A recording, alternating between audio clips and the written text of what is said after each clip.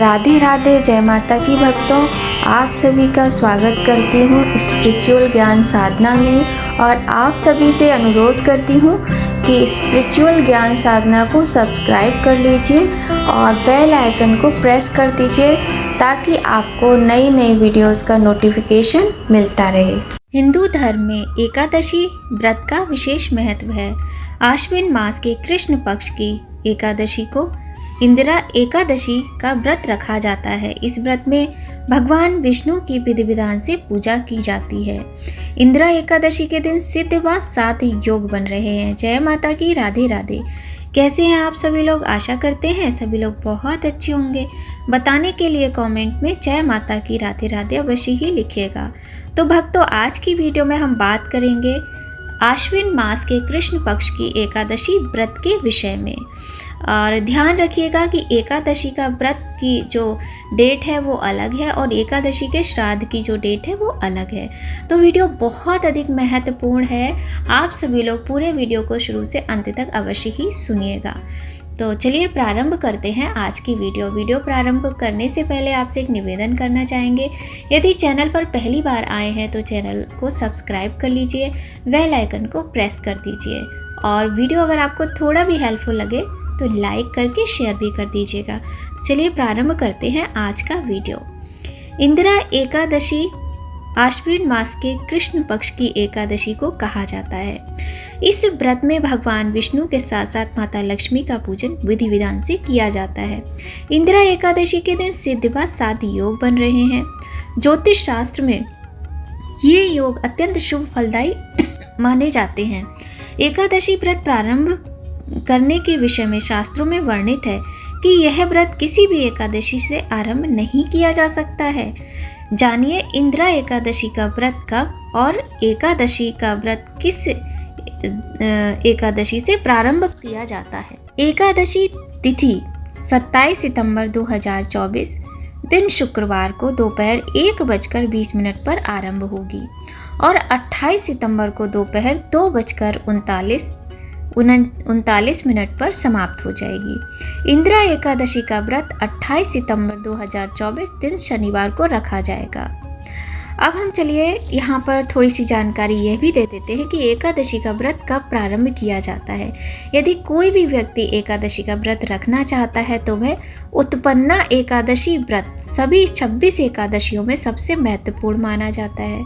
जो भक्त एकादशी व्रत प्रारंभ करना चाहते हैं उन्हें मार्गशीर्ष कृष्ण पक्ष एकादशी यानी उत्पन्ना एकादशी से प्रारंभ करना चाहिए। शास्त्रों के अनुसार एकादशी व्रत करने का नियम है कि इसे वर्ष में कभी भी प्रारंभ नहीं किया जा सकता है। एकादशी व्रत सिर्फ उत्पन्ना एकादशी से ही प्रारंभ कर सकते हैं क्योंकि इस एकादशी से ही व्रत प्रारंभ माना जाता है। तो चलिए अब बात करते हैं श्राद्ध पक्ष में आने वाली इस इंदिरा एकादशी के विषय में, जो कि बहुत ही महत्वपूर्ण एकादशी है। इंदिरा एकादशी के दिन भगवान विष्णु की पूजा अर्चना और पितरों के नाम का श्राद्ध व दान करने का विशेष महत्व होता है। वर्ष 2024 में 28 सितंबर को इंदिरा एकादशी का व्रत है। जिन लोगों की मृत्यु एकादशी के दिन होती है उनकी आत्मा को स्वर्ग में भी भूखे ही रहना पड़ता है। पितृ पक्ष में पितरों के नाम का श्राद्ध और तर्पण दान करने से पितर प्रसन्न होते हैं। शास्त्रों और पुराणों के अनुसार यह अनुष्ठान पितृदोष से मुक्ति दिलाने में भी सहायक होता है। पितरों की आत्मा को शांति मिलती है। गरुड़ पुराण के अनुसार यदि किसी व्यक्ति की मृत्यु एकादशी के दिन होती है तो उसकी आत्मा सीधे स्वर्ग लोक में जाती है। इस दिन मृत्यु को मोक्ष का द्वार माना जाता है क्योंकि व्यक्ति जन्म मरण के चक्र से मुक्त हो जाता है।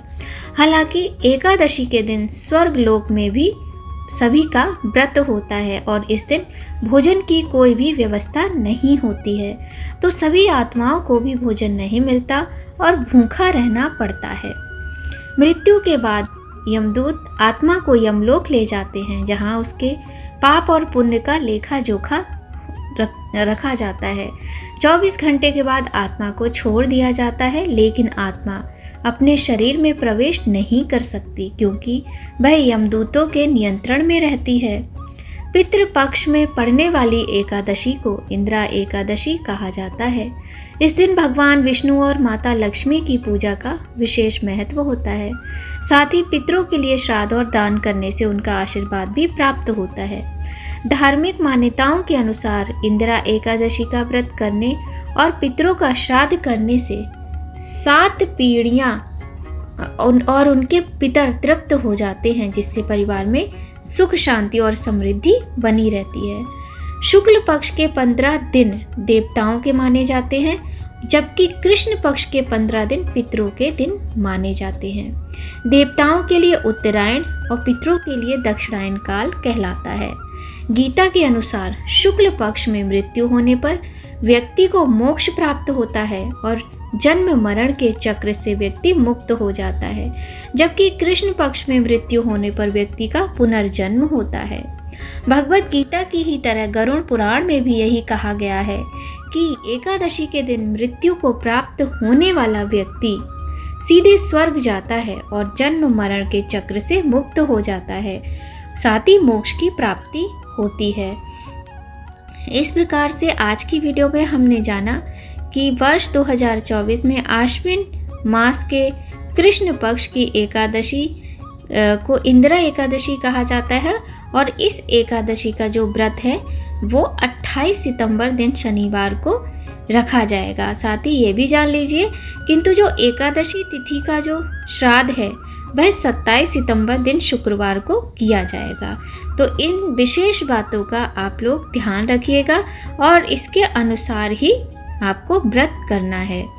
तो आज की वीडियो आपको कैसी लगी बताइएगा ज़रूर कमेंट करके। अगर थोड़ी भी हेल्पफुल हो तो वीडियो को लाइक अवश्य कीजिएगा।